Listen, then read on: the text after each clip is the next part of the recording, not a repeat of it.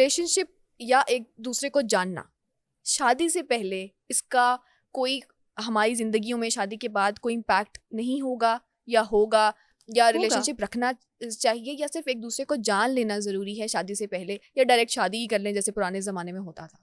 अच्छा, मैं तो ये कभी भी नहीं कहूँगी कि आप 4-5-6 साल का रिलेशनशिप इतना लॉन्ग लेके चलो और फिर उसके बाद आप घर बताओ, फिर उसके बाद आप एंगेजमेंट करो, फिर उसके बाद भी आपको काफ़ी देर लग जाए, फिर आप लोगों की शादी हो। अब देखिए, हम जब एक इंसान को जान रहे होते हैं ना, तो सिर्फ उसकी अच्छी चीज़ें हमारे सामने नहीं आती, उसकी बुरी चीज़ें भी हमारे सामने आती हैं। तो शादी से पहले हमारे पास कोई ऐसी रिस्पॉन्सिबिलिटी नहीं है कि अगर इसमें बुरी चीज़ भी है तो मैंने उसको लेके चलना है। ब्रेकअप्स क्यों होते हैं? इसी वजह से। ब्रेकअप्स इसीलिए होते हैं ना कि आपकी कोई चीज़ मुझे अच्छी नहीं लगी, आपकी कोई बात अच्छी नहीं लगी, तो मेरे पास और बहुत ज़्यादा ऑप्शंस हैं, लाइन लगी हुई है दोनों के लिए, ठीक है? तो हम कहते हैं कि अच्छा चले ठीक है, आपके साथ मेरी नहीं बन रही, हम ये नहीं देखते कि हमारा रिलेशनशिप 7 साल का, 8 साल का है। मेरे क्लिनिक पर जो 14 साल की भी रिलेशनशिप्स जो है 14 साल एंड हुए हैं। 14 साल बड़ा लंबा अरसा होता है, खत्म हो गए, ठीक है? क्यों? क्योंकि आपको उससे कोई बेहतर ऑप्शन जब मिल जाता है तो आपको वो पुराना ऑप्शन जो है वो अच्छा नहीं लग रहा होता, या और आपने उसको ऑप्शन नहीं कंसीडर किया होता। ऑप्शन नहीं भी मिलता तो कॉन्फ्लिक्ट्स हो जाते हैं डिफरेंट किस्म के ना, मे बी डिफरेंट पर्सपेक्टिव्स हैं इसमें, बहुत ज़्यादा चीज़ें हैं। ऑब्वियसली आप एक पर्सन के साथ पूरी ज़िंदगी गुजारने का सोच रहे होते हैं, और बाद में आपको, मैं ये समझती हूँ 1400 साल बाद जाके पता चले, सॉरी 1400 साल 14 साल 14 साल बाद जाके आपको पता चला है कि ये बंदा जो है वो शादी के लिए ठीक नहीं है, तो आपको पहले क्यों नहीं पता चला? तो अच्छा ये पॉइंट, पहले क्या साइंस होते हैं in case relationship, a girl a boy are in a relationship, अब इस वक्त क्या साइंस हैं कि आप जल्दी से इन द बिगिनिंग आप ये पता लगा पाएं कि this person is not right for me, मुझे कोई और ऑप्शन एक्सप्लोर करना चाहिए या मुझे इससे शादी नहीं करनी चाहिए? वो कौन से साइंस होते हैं? अच्छा, सबसे पहले तो मैं ये समझती हूँ कि अगर आपको कोई पर्सन पसंद आ रहा है तो आप उससे बात करते हैं, तो आप उनसे कंपैटिबिलिटी अपनी ज़रूर चेक करें। सही। यहाँ पर मेरे पास ऐसे भी लोग आए हैं कि 4-5-6 साल गुजर गए आपके रिलेशनशिप को, 5 साल बाद जाके जब शादी की बात घर करनी थी तब पता चला उसका तो एक बेटा भी है। उप्स, ओहो। तो आपको ये देखना, विजिलेंट रहना बहुत ज़रूरी होता है किसी भी रिलेशनशिप में। जब किसी भी आप रिलेशनशिप में आते हैं ना, तो उसका एक चार्म होता है, तो हम जो एक बेसिक इन्फॉर्मेशन होती है ना, उसको भी एक्सप्लोर नहीं कर पाते, और वो एक ऐसा चक्रव्यूह होता है कि आप उसमें बहते जाते हैं, और आप जो बेसिक चीज़ें जो डिस्कशन वाली होती है वो आप कर ही नहीं पाते।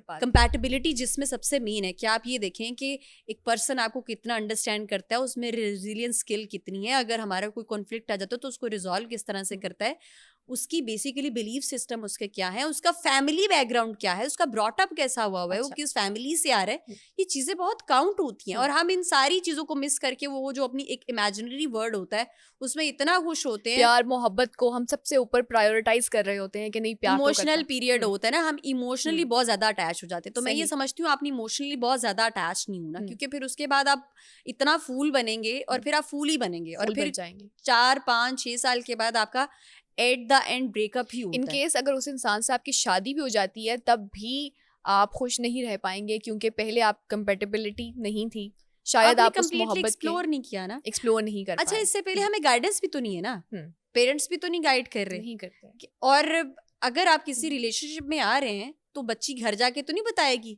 और वो जो एक बच्चा है वो भी घर जाके नहीं बताएगा, तो वो उनकी अकल समझ और एक्सपीरियंस और उम्र के मुताबिक जो चीज़ें उन्हें समझ आती हैं उसको वैसे लेके चलते हैं। ना सिर्फ अकल समझ, मुझे लगता है अपने ही एज के जो दोस्त होते हैं वो उनसे शेयर करते हैं, और जो उनको सलाह मशवरे दोस्तों से मिल रहे होते हैं वो उसी के ऊपर काम करते हैं, और वो उन्हीं के एज फैलोज है ना, तो आप देखिए उन्हीं के एज के और एक्सपीरियंसेस के मुताबिक वो उन्हें कितना बेहतर गाइड कर सकते हैं। So this is very important कि हमारे पेरेंट्स को एक स्पेस देनी चाहिए कि जहाँ पर उनके बच्चे जो हैं वो स्पेशली उनसे आके हर चीज़ ओपनली डिस्कस कर सकें, कि मुझे अगर किसी ने अप्रोच किया है या मुझसे कोई किसी ने बात की है या उसने कोई शादी का पैगाम भिजवाया है, तो अब मुझे इस पर नेक्स्ट क्या करना चाहिए, मुझे इसको किस तरह से एक्सप्लोर करना चाहिए।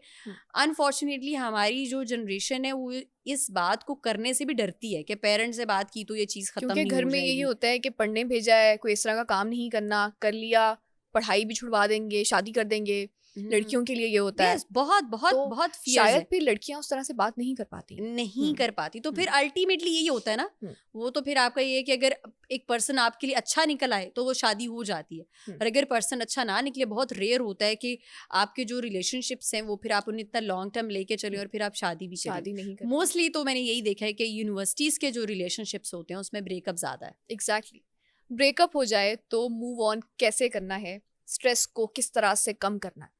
अच्छा, स्ट्रेस यानी वो आपके लिए कंप्लीट ट्रॉमा होता है, ग्रीफ पीरियड होता है आपके लिए। तो मुझे लगता है सबसे पहले तो आपकी जो फीलिंग्स है ना, सैडनेस की फीलिंग्स आ रही हैं आपको, आप बहुत एंशियस हो रहे हो और आपको बहुत रोना आ रहा है, आप बहुत सैड हो रहे हो, अकेले हो रहे हो, तो सबसे पहले accept your feelings, acknowledge your feelings. कोई बात नहीं, इट्स नॉर्मल कि आपको किसी भी पर्सन ने अगर आपको छोड़ दिया है, आपकी उसके साथ बहुत इमोशनल अटैचमेंट थी, तो आपके अंदर इतनी स्किल्स होनी चाहिए कि आप अपने इमोशंस को वैलिडेट करके एक्सेप्ट कर सके। सही। हमारा जो एक मेन मसला है ना हमारी यूथ का, वो डिनाइल में बहुत ज़्यादा होते हैं। ये देखिए ना, जो सेल्फ हार्म होते हैं, मेरे पास जो केसेस आते हैं आफ्टर ब्रेकअप्स, आप सेल्फ हार्म कर रहे हो, आप सुसाइड अटेम्प्ट करने की कोशिश कर रहे हो, क्यों? क्योंकि आपको वो उसके साथ जो एक इमोशनल अटैचमेंट थी, जो आदत थी, जो घंटों घंटों बात करने की थी, अब वो पर्सन नहीं है। तो अब आपको समझ नहीं आता कि मैं किस तरह से अपनी चीज़ों को लेके चलूँ। तो सबसे पहले खुद को अंडरस्टैंड करना बहुत ज़रूरी है, अपनी फीलिंग्स को, कि हाँ मैं अगर परेशान हो रही हूँ या मेरे अंदर कुछ है तो हम उसको सप्रेस ना करें, इसको एक्सेप्ट करें कि मेरे साथ ये फेस चल रहा है और मैंने इसमें से बाहर निकलना है। Acceptance is very important. उसके बाद अपनी फीलिंग्स को आप सप्रेस ना करें। सही। हम अंदर ही अंदर, हम किसी को बता ही नहीं पाते। लेकिन हमारी सोसाइटी ऐसी नहीं है जो हमारी फीलिंग्स को समझ पाएगी उस मोमेंट पर। वही बात पेरेंटिंग की, कि पेरेंट्स से भी आप शेयर नहीं कर पाते, आप अपने घर में दिखा नहीं पाते कि आप किसी मुश्किल से अगर आपके पास फ्रेंड्स भी नहीं है, अगर आपके पास कोई कजन भी नहीं है, आपके सिबलिंग्स भी हैं नहीं है जिनके साथ आप शेयर कर सके, तो फिर आप प्रोफेशनल हेल्प जरूर सीख करें। उसके बाद आप साइकोलॉजिस्ट की तरफ जाएं, आप जरूर जाएं, फिर आप काउंसलिंग के लिए, सेशंस के लिए आप जरूर आएं, किसी रिलेशनशिप कोच को जरूर अप्रोच करें, ताकि आपका वो जो एक सैडनेस का ड्यूरेशन है वो डिप्रेशन में ना चेंज हो। अच्छा, सैडनेस का ब्रेकअप के बाद स्ट्रेस का ड्यूरेशन कितना होता है? ये डिपेंड करता है कि आपका रिलेशनशिप कितना लंबा था। अच्छा। अगर तो आपका 8 महीनों के बाद जो है वो यू कैन से कि आपका ब्रेकअप हो रहा है, तो आप जल्दी से उसको ओवरकम ये इमोशनल कनेक्शन पे ज्यादा डिपेंड नहीं करता कि जितने आप इमोशनली अटैच्ड हैं आपको उतना ही टाइम लगेगा? तो जितना आपका ड्यूरेशन ज्यादा होगा, इमोशनल अटैचमेंट भी उतनी ज्यादा होगी। सही। मेरी अगर फॉर एग्जाम्पल मेरा अगर किसी के साथ कोई ताल्लुक है और वो ताल्लुक सिर्फ 2 वीक्स का है, और 2 वीक्स के बाद एक बंदे को समझ आ रहा है कि मतलब ये मेरे लिए ठीक नहीं है, कंपैटिबल नहीं है या ठीक नहीं है, तो वो भी एक काइंड ऑफ ब्रेकअप ही होगा। तो एक 2 वीक्स में किसी के साथ क्या ही अटैचमेंट हो जाएगी। जितना आपका लंबा ड्यूरेशन चलता है उतना ही आपके लिए ज्यादा मुश्किल होता है किसी पर्सन को भूल जाना। मैं कहीं रिसर्च पढ़ रही थी, बहुत पुरानी पड़ी हुई है, अभी मुझे उसके थोड़े बहुत रिजल्ट्स याद आ रहे हैं, कि अगर आप एक पर्सन को 5 to 6 months रात को सोने से पहले भी सोच के सो रहे हो और सुबह भी उठ के सोच रहे हो, ठीक है, तो उसके बाद आपका उसके साथ रिलेशनशिप भी बहुत लंबा है, तो एटलीस्ट आपको इमोशनली डिटैच होने में भी आपको 1 साल से 2 साल लग सकते हैं। 1 से 2 साल आपको लग सकते हैं इमोशनली डिटैच होने में। अगर आप कोई प्रोफेशनल हेल्प सीख नहीं कर रहे, मतलब कभी भी आपको वो पर्सन याद आएगा तो आपको रोना आ जाएगा, कभी भी आपको वो पर्सन याद आएगा तो आप सैड हो जाएंगे, आप कुछ चीज को देखेंगे, किसी बात को सुनेंगे, आपको उसी की याद आएगी। हमारे पास जो क्लाइंट्स आते हैं वो क्या करते हैं, मैं शादी पर गई, मुझे वो याद आ गया, मैंने फिलहाल किसी को देखा खाना खाते हुए, मैं उसी रेस्टोरेंट में गई अपने दोस्तों के साथ, लेकिन मुझे वो याद आ गया। तो आपको वो सारी चीजें, और फिर 2 से 4 साल आपको लगते हैं उस इंसान को कंप्लीटली भूल जाने में। सही, 2 से 4 साल। 2 से 4 साल। और 2 से 4 सालों के बाद भी ऐसी बात नहीं है कि आपको पर्सन याद नहीं आएगा, उसकी याद आएगी, लेकिन आपको फिर फर्क नहीं पड़ेगा। अच्छा। फिर आप मूव ऑन जो है कंप्लीटली कर पाते हैं। ये तो एक टाइम हीलिंग है ना, हीलिंग टेक्स टाइम।